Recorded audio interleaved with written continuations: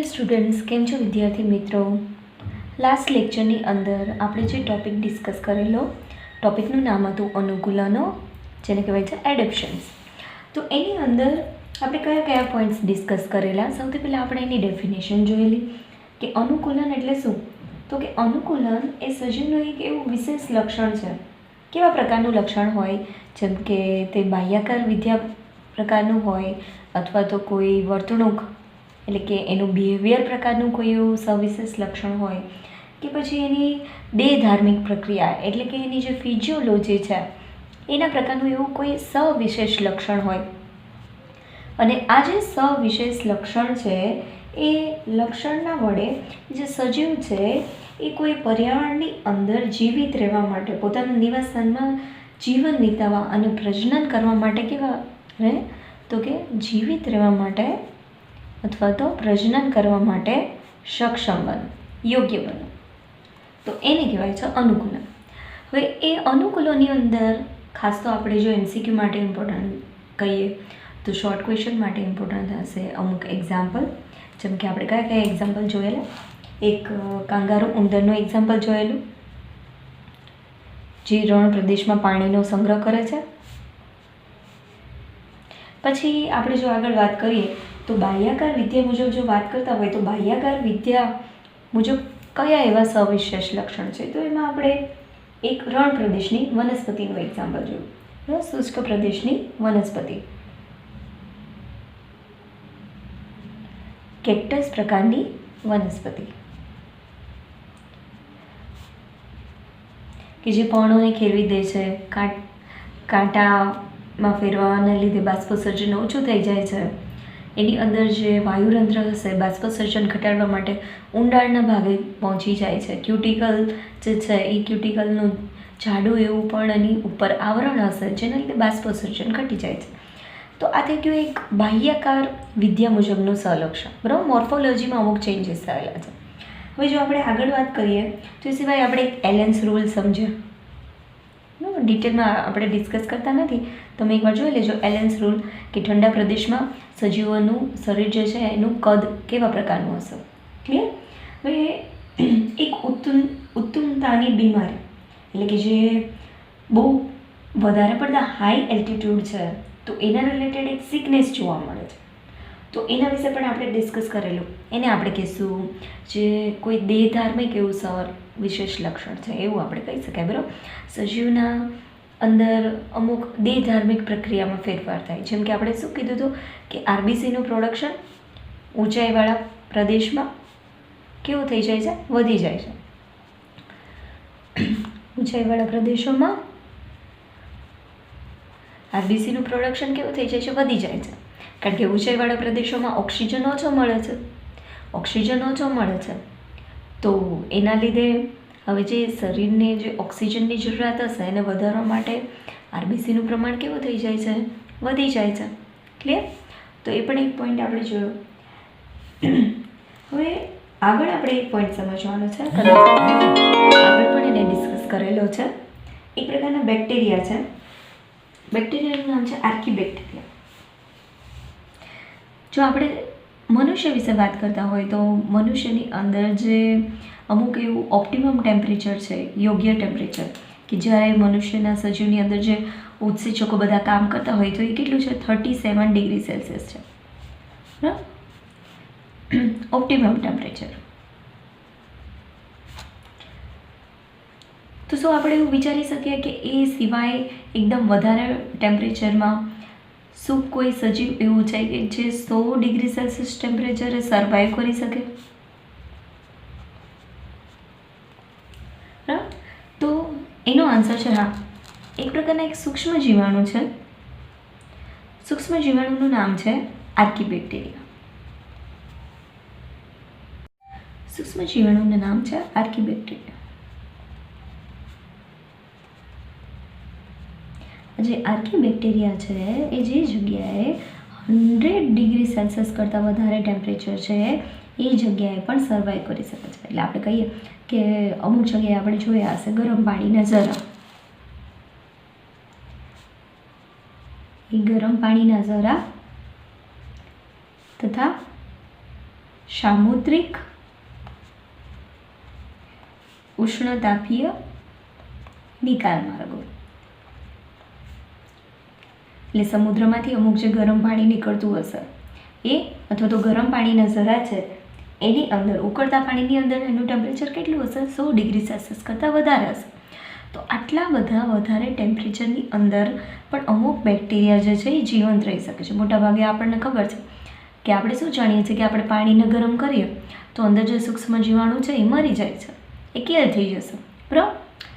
પણ આવા પ્રકારના સૂક્ષ્મ જીવાણુ એટલે કે જે આર્કી બેક્ટેરિયા છે એ 100થી વધારે ડિગ્રી સેલ્સિયસ ટેમ્પરેચરની અંદર પણ જીવંત રહી શકે છે. તો આપણને કદાચ અહીંયા ક્વેશ્ચન એવો થાય કે કુદરતે એની અંદર એવી કઈ ગોઠવણ કરેલી છે કે જેના લીધે તે આટલા બધા વધારે ટેમ્પરેચરે પણ જીવંત રહી શકે. તો હવે બહુ ડિટેલમાં અહીં આપણે જોતા નથી, પણ આપણે આગળ એક ચેપ્ટર સમજવાનું થશે, જે આપણે એક ચેપ્ટર જોવાનું છે બાયોટેકનોલોજીનું.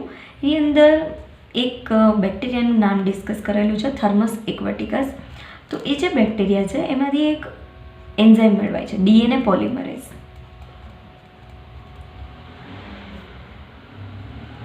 અથવા તો ટેક પોલિમરેઝ એનું બીજું નામ છે, એનો ઉલ્લેખ પણ કરેલો છે. તો આ બેક્ટેરિયામાંથી આવા પ્રકારનો એક ઉત્સેચક મેળવાય છે, અને એ ઉત્સેચક જે છે એ બહુ જ વધારે પડતા ટેમ્પરેચરને પણ સહન કરી શકે છે, બરાબર. તો આવા બેક્ટેરિયાની અંદર અમુક પ્રકારની એવી ગોઠવણ હોઈ શકે, એટલે કે એના જે સેલ વોલ છે, એનું જે સેલ મેમ્બ્રેન છે, બરાબર, કોષરસ પટલ, તો એની અંદર કોઈ અલગ પ્રકારની ગોઠવણીના લીધે તે વધારે પડતા તાપમાનને તે સહન કરી શકે છે. ક્લિયર? તો એ વસ્તુ આપણે બાયોટેકનોલોજીના ચેપ્ટરની અંદર આગળ જોઈશું, એક એક્ઝામ્પલ આપેલું છે તો ત્યારે સમજીશું. તો આ એક પોઈન્ટ આપણે જોયો બેક્ટેરિયા વિશે. ખાસ આપણે MCQ માટે આ બેક્ટેરિયાનું જે નામ છે એ યાદ રાખવાનું છે. ક્લિયર? નેક્સ્ટ આપણે સમજવાનું છે જે પોઈન્ટ આપેલો છે એ છે ઠંડા પ્રદેશો. આપણે વાત કરીએ સાઉથ પોલ, દક્ષિણ ધ્રુવ પ્રદેશ છે. તો આપણને ખ્યાલ છે કે દક્ષિણ ધ્રુવ પ્રદેશ જે છે એ કેવો હશે? બરફ આચ્છાદિત પ્રદેશ હશે. તો આવા પ્રદેશની અંદર ટેમ્પરેચર કેવું હશે? એકદમ ઓછું હશે. તો અહીંયા આપણે વાત કરીએ કે જે એન્ટાર્કટિકા પ્રદેશ છે એની આપણે વાત કરવાની છે, બરાબર. દક્ષિણ ધ્રુવમાં જે એન્ટાર્કટિકા બરફ આચ્છાદિત પ્રદેશ છે એની અંદર એકદમ ઠંડા પાણીની અંદર અતિ શીતળ જળમાં, જ્યાં 0 ડિગ્રી સેલ્સિયસ કરતાં પણ ટેમ્પરેચર કેવું હશે? ઓછું હશે, બરાબર. હવે આપણને ખ્યાલ છે કે 0 ડિગ્રી સેલ્સિયસ કરતાં ટેમ્પરેચર ઓછું હોય તો એ આખો પ્રદેશ કેવો હશે? બરફ આચ્છાદિત. તો એવી જગ્યાએ જ્યારે સજીવોના શરીર પણ થીજી જતા હોય, ફ્રીઝ થઈ જતા હોય, તો એવી જગ્યાએ અમુક માછલીઓ જીવંત રહી શકે છે. તો આપણને અહીંયા સવાલ એવો થાય કે માછલીની અંદર કુદરતે એવી કઈ ગોઠવણ કરેલી છે કે જેના લીધે માછલીઓ આટલા બરફવાળા ઠંડા પાણીની અંદર પણ જીવંત રહી શકે છે. તો બહુ વધારે ડિટેલમાં ડિસ્કસ ન કરતા ફક્ત આપણે એક શબ્દ અહીંયા યાદ રાખીએ, એ શબ્દ છે એન્ટીફ્રીઝ પ્રોટીન. આવા પ્રકારની જે માછલીઓ છે એ માછલીઓના શરીરની અંદર અમુક પ્રકારનું એવું પ્રોટીન હશે કે જેને થીજવી દેતા અટકાવશે, જેને કહેવાય છે એન્ટીફ્રીઝ પ્રોટીન, બરાબર. ડિટેલમાં આપણે ડિસ્કશન કરતાં આખી મિકેનિઝમ ફક્ત આપણે આટલું સમજીએ. તો આ બે પોઈન્ટ્સ આપણે ક્લિયર થઈ ગયા. હવે આપણે આગળ હજી એક સમુદ્ર વિશે વાત કરવાની છે. જો આપણે વાત કરીએ કે આગળ પણ આપણે સમજેલું કે જે મહાસાગરની અંદર ઊંડે જતા જોઈએ, મહાસાગરને આપણે વાત કરીએ તો એકદમ ઊંડે, ત્યાં ટેમ્પરેચર કેવું હશે? તો કે તાપમાન બહુ ઓછું હશે. સૂર્યપ્રકાશ, તો કે સૂર્યપ્રકાશ નહીવત હશે, અથવા સૂર્યપ્રકાશનો અભાવ પણ આપણે કહી શકીએ. એવી જગ્યાએ પ્રેશર કેવું હશે? દબાણ. તો જે દબાણ છે એ લગભગ દબાણ આપણે જે જમીન ઉપર અનુભવીએ છીએ એના કરતાં કેટલું 100 ગણું વધારે. ખાસ આપણે અહીંયા નંબર યાદ રાખવાનો છે કે અમુક જે મહાસાગરો છે, ઊંડા મહાસાગરો, એની અંદર જે તળિયાનો ભાગ છે ત્યાં ટેમ્પરેચર ઓછું હશે, સૂર્યપ્રકાશનો પણ અભાવ હશે, દબાણ એકદમ વધારે હશે, જમીન કરતાં 100 ગણું દબાણ વધારે હશે. સાથે સાથે એને જે પોષણ મળે છે એટલે કે જે ખોરાક મળતો હોય એ પણ કેવો હોય, એકદમ ઓછો મળતો હોય અથવા તો નહીવત મળતો હોય. તો આવી પરિસ્થિતિની અંદર પણ અમુક જળચર સજીવો અથવા તો જે માછલી છે એ પોતાનું જીવન ટકાવી શકે છે. બરાબર. તો એની અંદર અમુક એવા પ્રકારની ગોઠવણ હશે કે જે આટલા જબરદસ્ત એવા કચડી નાખે એવા દબાણ. હવે એ દબાણ એટલું બધું કદાચ વધારે હશે કે જો આપણે મનુષ્ય અથવા તો બીજા સજીવની વાત કરીએ તો અન્ય સજીવના હાડકાં છે એ પણ એ દબાણ વડે કચડાઈ જાય. બરાબર. બોન ક્રશિંગ એક પ્રેશર લાગે કે હાડકાં પણ કચડાઈ જાય. આવા પ્રેશરની અંદર પણ અમુક સજીવો જે છે એ જીવંત રહી શકે છે. એટલે તો એવા સજીવની અંદર કુદરતે એવી કંઈક ને કંઈક ગોઠવણ કરેલી છે. એને અમુક એવું સવિશેષ લક્ષણ આપેલું છે કે જેના લીધે તે આજુબાજુના નિવાસસ્થાનમાં પર્યાવરણમાં પોતે અનુકૂલિત થઈને પોતાનું જીવન વિતાવી શકે. તો એ શેના એક્ઝામ્પલ થઈ ગયા? એક પ્રકારના અનુકૂલનના એક્ઝામ્પલ થઈ ગયા. બરાબર. તો અહીંયા સુધી જે આપણે એક્ઝામ્પલ જોયા આટલા, એ તો આપણે દેહ ધાર્મિક પ્રક્રિયા રિલેટેડ જોયા. હવે સજીવની અંદર અમુક એવા પ્રકારની ફિઝિયોલોજી હશે અથવા તો અમુક દેહ ધાર્મિક પ્રક્રિયા થતી હશે જેના લીધે તે અનુકૂલન સાધી શકે. પણ હવે અહીંયા આપણે એક એક્ઝામ્પલ એવું જોવાનું છે કે જે બિહેવિયર રિલેટેડ હશે, વર્તણૂક. સજીવ એવી કંઈક સવિશેષ વર્તણૂક કરશે કે જેના લીધે તે અનુકૂલન સાધી શકે છે. બરાબર. તો ભાઈ એની અંદર એક્ઝામ્પલ છે ડેઝર્ટ લિઝાર્ડ.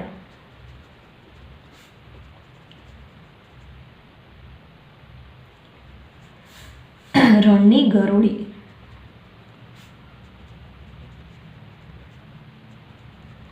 હવે આ જે રણની ગરોળી છે, આપણને ખ્યાલ છે કે જે રણ પ્રદેશ હશે એમાં દિવસ દરમિયાન ટેમ્પરેચર કેવું હોય, તો કે દિવસ દરમિયાન તાપમાન એકદમ વધુ હોય અને રાત્રિ દરમિયાન એકદમ તાપમાન કેવું થઈ જાય છે, ઠંડુ થઈ જાય છે.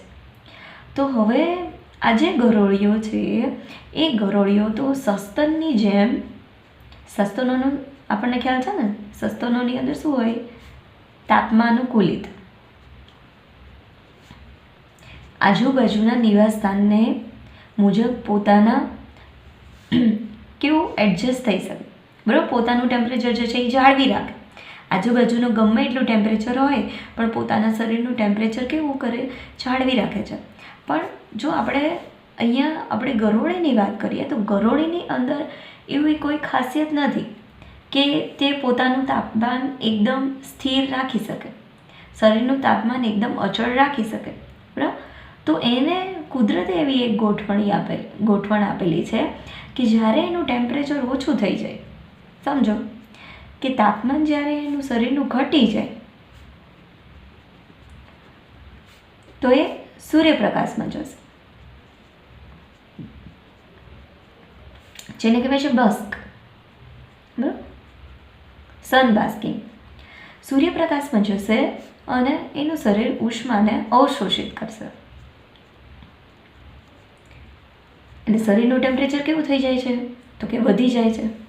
પણ હવે જો એવું બન્યું કે ટેમ્પરેચર હવે વધી ગયું, સૂર્યપ્રકાશમાં રહેતી હોય તડકાને લીધે એનું ટેમ્પરેચર ધારો કે વધી ગયું, શરીરનું તાપમાન વધુ. અહીં આપણે શરીરના તાપમાન વિશે વાત કરીએ છીએ. બરાબર. બહારના તાપમાનની નહીં, પણ શરીરનું તાપમાન ઓછું થઈ જાય, શરીરનું તાપમાન વધી જાય. તો શરીરનું જો તાપમાન વધી જાય તો હવે તે શું કરશે, છાયાવાળા વિસ્તારમાં જશે, શેડોવાળા વિસ્તારમાં. છાયાવાળા વિસ્તારમાં જવા માટે તે શું કરે છે, દર ખોદે છે, માટીમાં દર ખોદે છે. અને માટીમાં દર ખોદવા માટે તેની પાસે કુદરતે એને એવી ખાસિયત પણ આવેલી છે. બરાબર. કે તે ગરમીથી છુપાઈ પણ શકે છે અને સાથે સાથે પોતાનું રક્ષણ પણ કરી શકે છે. ક્લિયર. તો આ એક આપણે એક જે એક્ઝામ્પલ જોયું રણની ગરોળી, તો એ વર્તણૂક રિલેટેડ છે. એનામાં અમુક એવું બિહેવિયર હશે કે જેના લીધે તે આજુબાજુના પર્યાવરણને કેવું થઈ જાય છે, એડજસ્ટ થઈ જાય છે. તો બહુ જ સિમ્પલ એવો પોઈન્ટ છે. અનુકૂલનની અંદર એક તો આપણે એની ડેફિનેશન યાદ રાખવાની છે. બીજું આપણે સમજીએ કે અનુકૂલન એટલે શું, તો કે આજુબાજુને એડજસ્ટ થઈને રહેવાનું. બરાબર. ગમે તેવું એવું પર્યાવરણ હોય, કઠિન પર્યાવરણ હોય, ઠંડુ ટેમ્પરેચર હોય, વધારે ટેમ્પરેચર હોય, અથવા તો કોઈ પણ રીતે એવી કોઈ કઠિન પરિસ્થિતિ હોય પણ સજીવ એને એડજસ્ટ થવા માટે અમુક વિશેષ પ્રકારના લક્ષણો અપનાવતા એને કહેવાશે એડેપ્શન અથવા તો અનુકૂલન. અને એમાં મોસ્ટ આઈએમપી આપણે જો કહીએ તો એક્ઝામ્પલ, બધા જ અહીંયા એક્ઝામ્પલ છે એ MCQ માટે, સાથે સાથે અહીંયા લોંગ ક્વેશ્ચન માટે પણ આ પોઈન્ટને આપણે મોસ્ટ આઈએમપી ગણી શકીએ. ક્લિયર? ચલો, તો અનુકૂલનો સમજ્યા પછી આપણે જે નેક્સ્ટ પોઈન્ટ સમજવાનો છે એ છે વસ્તી અથવા તો પોપ્યુલેશન. બરાબર? હવે બહુ જ સાદો એવો આપણે જો મિનિંગ જોઈએ તો વસ્તી એટલે શું ખબર પડે આપણને કે કોઈ એક જ જાતિના સજીવો હોય, બધા ભેગા થઈને રહેતા હોય તો એને આપણે કહીએ વસ્તી. બરાબર? જેમ કે આપણે વાત કરીએ કે કોઈ તળાવ છે એની અંદર કોઈ માછલીઓ ભેગી થઈને રહેતી હોય તો આપણે એને કહીએ માછલીની વસ્તી. તો કોઈ જંગલ છે એની અંદર કદાચ સાગના વૃક્ષો છે તો એને આપણે શું કહીશું કે એ જંગલમાં સાગની વસ્તી. ક્લિયર? એક જ જાતિના જે સજીવો છે એ જે સમૂહ બનાવે છે એને કહેવાય છે વસ્તી. પણ હવે એ જે આપણી જે સાદી ડેફિનેશન છે એ સિવાય આપણે અહીંયા અમુક એક્સ્ટ્રા પોઈન્ટ નવા સમજવાના છે. જેમ કે વસ્તીના લક્ષણો કયા પ્રકારના છે, તો આપણે વસ્તી વિશે થોડુંક વધારે ડિટેલમાં અહીંયા સ્ટડી કરવાનું છે. અને વસ્તીને ઇકોલોજી, બરાબર, ઇકોલોજી અહીંયા આપણે આખું ચેપ્ટર શેના વિશે છે? ઇકોલોજી, પરિસ્થિતિ વિદ્યા. તો વસ્તી અને જે ઇકોલોજી, પરિસ્થિતિ વિદ્યા છે, તો એ બધા વચ્ચે જે રિલેશન છે એના વિશે સ્ટડી કરવાનું છે. તો પહેલાં તો આપણે એ સમજી લઈએ કે ભાઈ વસ્તી એટલે શું. તો મોટાભાગે આપણે ક્યાંય એવું જોયું નહીં હોય કે કોઈ એક જ પ્રકારનો એક વ્યક્તિગત સજીવ કોઈ જગ્યાએ રહેતો હોય. મોટાભાગે જે એક જાતિના કોઈ પણ સજીવો છે એ સમૂહમાં રહેતા હોય. બરાબર? અને સમૂહમાં રહેતા હોય તો સમૂહમાં રહેવાને લીધે વસ્તીના સજીવો વચ્ચે શું થાય, તો આપણને પણ ખ્યાલ છે કે જે વસ્તીના સજીવો છે એ વસ્તીના સજીવો માટે ખોરાકના સ્ત્રોત એક છે, રહેઠાણ જે છે એ પણ સરખા પ્રકારના હશે, અને પ્રજનન. તો ખોરાકના સ્ત્રોત, રહેઠાણ અને પ્રજનન માટે કાં તો ભાગીદારી થશે અથવા તો સ્પર્ધા થશે. બરાબર? ક્યારેય કોઈ જાતિનો લગભગ કોઈ એકલ દોકલ સજીવ નહીં જોવા મળે. મોટાભાગે સજીવો બધા કેવા હોય? વસ્તીમાં હોય. તો એક વસ્તુ આપણને ક્લિયર થઈ ગઈ કે ભાઈ ખોરાકના સ્ત્રોત, રહેઠાણ અને પ્રજનન માટે એની અંદર કાં તો ભાગીદારી થાય વસ્તીના સજીવો માટે, કાં તો એકબીજાની સાથે સ્પર્ધા થાય છે. અને એ જે વસ્તીના સજીવો છે એકબીજા સાથે આંતર પ્રજનન કરે. તો આપણે જો લિંગી પ્રજનનની વાત કરીએ તો આ જે વસ્તીના સજીવો એકબીજા સાથે આંતર પ્રજનન કરે છે અથવા તો લિંગી પ્રજનન કરે છે. અને એના લીધે જે નવા સજીવો ઉમેરાય છે એ શેનું નિર્માણ કરે છે? વસ્તીનું નિર્માણ કરે છે. એટલે જો આપણે અલિંગી પ્રજનનની વાત કરીએ કે લિંગી પ્રજનનની વાત કરીએ, બંને વડે જે નવા સજીવો ઉમેરાય છે એ એક વસ્તીનો જ ભાગ હશે. ક્લિયર? તો આગળનો પોઈન્ટ એ ડિસ્કસ કરેલો છે કે આ જે આંતર પ્રજનન છે, એટલે આંતર પ્રજનન કહીએ અથવા તો એને આપણે કહીએ અહીંયા લિંગી પ્રજનન, તો એના વડે પણ વસ્તીની રચના થશે. પ્રજનન વડે નવા નવા સજીવો ઉમેરાતા જાય અને આખો સમૂહ બને વસ્તી. પણ અહીંયા જો આપણે વાત કરતા હોય તો જે અલિંગી પ્રજનન છે એ અલિંગી પ્રજનનને પણ એના વડે પણ જે સજીવો ઉમેરાય છે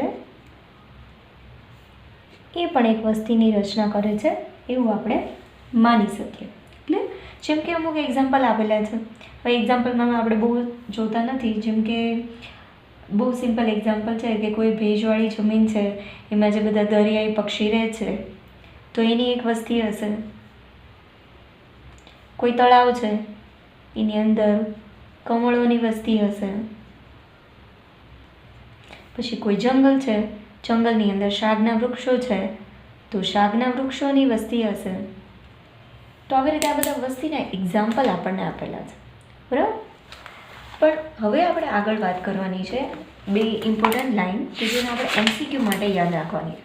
બહુ ડિટેલમાં આપણે એમાં અંદર સમજવાનું નથી, ફક્ત આપણે જે લાઇન્સ આપેલી છે એને MCQ માટે આપણે યાદ રાખવાની છે, બરાબર. જો આપણે અહીંયા વાત કરીએ તો જે વસ્તી પરિસ્થિતિ વિદ્યા છે, કઈ પરિસ્થિતિ વિદ્યા? વસ્તી પરિસ્થિતિ વિદ્યા.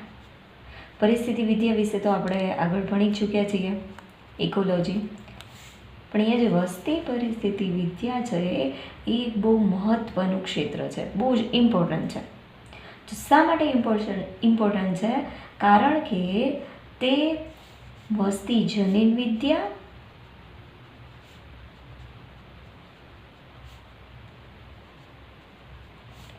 અને ઉદ્વિકાસને સાથે જોડે છે. એટલે બંનેનું રિલેશન સમજાવે છે, બરાબર. વસ્તી પરિસ્થિતિ વિદ્યા એ બહુ મહત્ત્વનું ક્ષેત્ર છે, બહુ મહત્ત્વની બ્રાન્ચ છે. શા માટે? કારણ કે તે વસ્તી જનીન વિદ્યા એટલે વસ્તીની અંદર જે અલગ અલગ જનીનો છે તો એ જનીનોની જે આખી સ્ટડી છે એ અને ઇવોલ્યુશન બંનેને, ઉદ્વિકાસ બંનેને સાથે જોડાણ કરવાનું કામ કરે છે. તો આ એક લાઈન આપણે MCQ માટે ઇમ્પોર્ટન્ટ ગણી શકીએ, બરાબર. કે વસ્તી પરિસ્થિતિ વિદ્યા છે એ કોનું જોડાણ કરે છે? તો કે આ પરિસ્થિતિ વિદ્યા આ બંનેનું જોડાણ કરે છે, બંને વચ્ચેનું રિલેશન જોડે છે. હવે આગળ વાત કરવાની છે વસ્તીના લક્ષણોની, કે વસ્તી ચોક્કસ અમુક લક્ષણો ધરાવે છે. આપણે કોઈ એક પર્સન એટલે કે કોઈ એક અલગ કોઈ સજીવની વાત કરીએ અને વસ્તીની વાત કરીએ તો બંનેની અંદર અલગ અલગ પ્રકારના લક્ષણો હશે, બરાબર. તો આપણે વસ્તીના લક્ષણો વિશે હવે વાત કરવાની છે.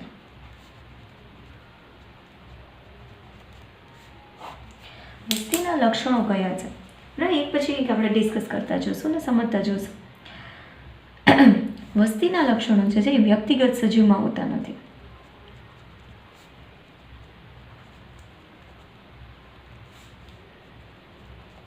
તો પહેલાં તો આપણને એ ક્લિયર થઈ ગયું કે બંને અલગ છે. જેમ કે આપણે વ્યક્તિગત સજીવની અંદર વાત કરીએ તો વ્યક્તિગત સજીવ છે એમાં જન્મ અને મૃત્યુ હશે. કોઈ સજીવનું જન્મ થાય છે અને મૃત્યુ થાય છે. પણ જો આપણે વસ્તીની વાત કરીએ તો વસ્તીની અંદર જન્મ કે મૃત્યુ નહીં હોય, પણ એની અંદર હશે દર, જન્મ દર અને મૃત્યુ દર. તો જન્મ દર અને મૃત્યુ દર પણ કેવી રીતે કાઢી શકાય? તો એના રિલેટેડ અહીંયા એક એક્ઝામ્પલ આપવું છે, બરાબર. તો અહીંયા જન્મદર એટલે આપણે શું કહી શકીએ કે કોઈ વસ્તીની અંદર જો સજીવની સંખ્યા વધે છે, સમજો પહેલાં કોઈ એક વસ્તી છે એ વસ્તીમાં સજીવોની સંખ્યા વધે છે, બરાબર. તો સજીવોની સંખ્યા વધતી હોય તો એનો મિનિંગ શું કે એમાં નવા સજીવો વધારે જન્મે છે. તો જન્મદર પણ કેવો હશે? એમાં વધારે. અને એનાથી ઉલટું કોઈ એક વસ્તીની અંદર સજીવોની સંખ્યા જો ઘટતી જાય છે તો એનો મિનિંગ શું કે એમાં સજીવો ધીમે ધીમે વધારે મૃત્યુ પામે છે. તો મૃત્યુ દર એમાં કેવો હશે? વધારે હશે. અથવા તો એનાથી આપણે ઉલટું પણ કહી શકીએ કે કોઈ વસ્તીમાં મૃત્યુ દર વધારે હોય તો સજીવોની સંખ્યા કેવી થઈ જશે? ઓછી થઈ જશે. ક્લિયર? તો આ એક વસ્તુ આપણને સમજાય કે ભાઈ સજીવોની સંખ્યા અને જન્મદર અને મૃત્યુ દર વચ્ચેનું રિલેશન, બરાબર. ફરીવાર વસ્તીની અંદર સજીવો વધતા જાય તો જન્મદર કેવો હશે? વધારે. જન્મ વધારે થતા જશે. વસ્તીની અંદર સજીવો ધારો કે ઘટતા જાય તો એનો મતલબ શું કે વધારે સજીવનું મૃત્યુ થાય છે, તો મૃત્યુદર કેવું છે? વધારે છે. ક્લિયર? પણ જો હવે આપણે જન્મદર અને મૃત્યુદર કેવી રીતે કાઢી શકીએ એની આપણે વાત કરતા હોય તો અહીં અમુક એક્ઝામ્પલ આપેલી છે. બહુ સિમ્પલ એવા એક્ઝામ્પલ છે. આમ છતાં આપણને બુકમાં આપેલા છે તો મે બી MCQની અંદર આવી રીતે આપણને કોઈ ક્વેશ્ચન પૂછાઈ શકે, તો એની માટે આપણે પ્રેક્ટિસ કરવાની છે. તો હવે અહીંયા એક્ઝામ્પલ આપેલા છે છોડના, બરાબર. આપણે વાત કરીએ કે કોઈ તળાવ છે એની અંદર ગયા વર્ષે કેટલા છોડ હતા? 20 છોડ. હવે આ વર્ષે જૂની સંખ્યા આપણે કહીએ અને નવી સંખ્યા કેટલી છે? તો કે આ વર્ષે એમાં 8 છોડ ઉમેરાયા. તો ટોટલ કેટલા થઈ ગયા? 28 છોડ. તો વર્તમાન વસ્તી કેટલી થઈ ગઈ? તો કે વર્તમાન વસ્તી છે 28 છોડ. તો હવે આપણે અહીંયા જો જન્મદર કાઢવો હોય તો જન્મદર કેવી રીતે કાઢી શકીએ એ જોઈ લે. તો આવી રીતે તમને કોઈ MCQ પૂછાઈ શકે, બરાબર. તો જન્મદરમાં શું કરવાનું છે, જે નવા છોડ જન્મેલા છે એની સંખ્યા પહેલાં એ હશે 8, બરાબર. નવા છોડ, અહીં આપણે છોડની વાત કરીએ છીએ એટલે આપણે નવા છોડ લઈએ અને એને છેદની અંદર આપણે લઈએ ટોટલ છોડની સંખ્યા, બરાબર. પહેલાં કેટલા હતા પછી કેટલા છે એ નથી જોવાનું, પણ પહેલાં કેટલા હતા એમાં કેટલા નવા થયા. તો પહેલાં કેટલા હતા, 20 હતા. 20 છોડની અંદર 8 ઉમેરાયા છે, બરાબર. તો નવા જે છોડ છે એ અને પહેલાં કેટલા છોડ હતા એની અંદર નવા ઉમેરાયા છે તો એની સંખ્યા હતી 20. 8ના છેદમાં આપણે 20 લેવાનું છે અને 8ના છેદમાં 20નો જો ગુણોત્તર આપણે લઈએ તો અહીંયા આપણને મળશે 0.4. તો 0.4 સંતતિ પ્રતિ કમળ પ્રતિ વર્ષ એવી રીતે આપણને આપેલું છે, બરાબર. તો આ છોડ ધારો કે કમળના હોય તો આપણે એવું ગણીએ કે ભાઈ દર વર્ષે એક વર્ષે આટલા હતા અને બીજા વર્ષે આટલા ઉમેરાયા ને તો વચ્ચે ડિફરન્સ કેટલો થયો, 1 વર્ષનો થયો ને. તો કે પ્રતિ વર્ષ છોડની સંખ્યા કેટલી હશે, તો કે પ્રતિ વર્ષ જે નવા છોડ ઉમેરાય છે એની સંખ્યા હશે 0.4 પ્રતિ કમળ પ્રતિ વર્ષ. એ થઈ ગયો એનો જન્મદર. હવે બીજું એવી રીતે આપણે એક એક્ઝામ્પલ લઈએ મૃત્યુદર વિશે. ધારો કે એક લેબોરેટરી છે, પ્રયોગશાળા છે. 40 માખીઓ જે છે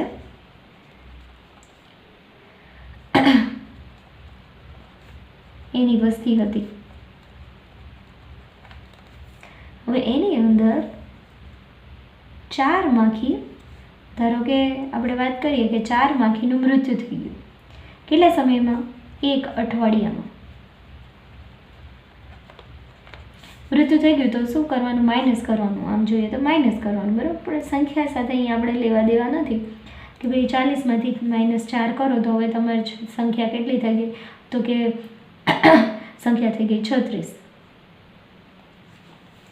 પણ આપણે અહીંયા જોવાનું છે મૃત્યુદર કેટલો છે, બરાબર. તો એ સંખ્યા સાથે આપણે લેવા દેવા નથી, આપણે આગળ વાત કરીએ મૃત્યુદર. તો મૃત્યુદરમાં પહેલાં મૃત્યુ પામતી માખીની સંખ્યા કેટલી છે, 4. ટોટલ માખી પહેલાં કેટલી હતી જૂની સંખ્યા, તો કે 40. હવે એ બંનેનો તમે ગુણોત્તર લો તો આપણને કેટલો ગુણોત્તર મળે, 0.1. તો 0.1 વ્યક્તિગત પ્રતિ ફળ માખી પ્રતિ અઠવાડિયું, બરાબર. પ્રતિ ફળ માખી અને કેટલા સમયમાં આ મૃત્યુદર આપણે ગણ્યો છે, 1 મહિનો, 1 વર્ષ કે 1 અઠવાડિયું. તો આન્સર છે 1 અઠવાડિયું. 1 અઠવાડિયામાં આટલી મરી ગઈ છે. તો દર પણ કેટલા માટે હોય, 1 અઠવાડિયા માટે હોય. હવે ધારો કે એને તમે 1 મહિના માટે ગણો તો આપણને અહીંયા મૃત્યુદર છે એ કેવો થઈ જાય, બદલાઈ જાય. તો આપણે અહીંયા શું વાત કરીએ કે 1 અઠવાડિયાની અંદર એટલે પ્રતિ અઠવાડિયું કેટલું થઈ ગયું, 0.1. ક્લિયર. તો ખાસ અહીંયા એકમ પણ આપણે યાદ રાખવાનો છે અને કેવી રીતે આમાં મૃત્યુદર અને જન્મદર શોધાય તો એ એક વસ્તુ અહીંયા આપણે સમજી. બસ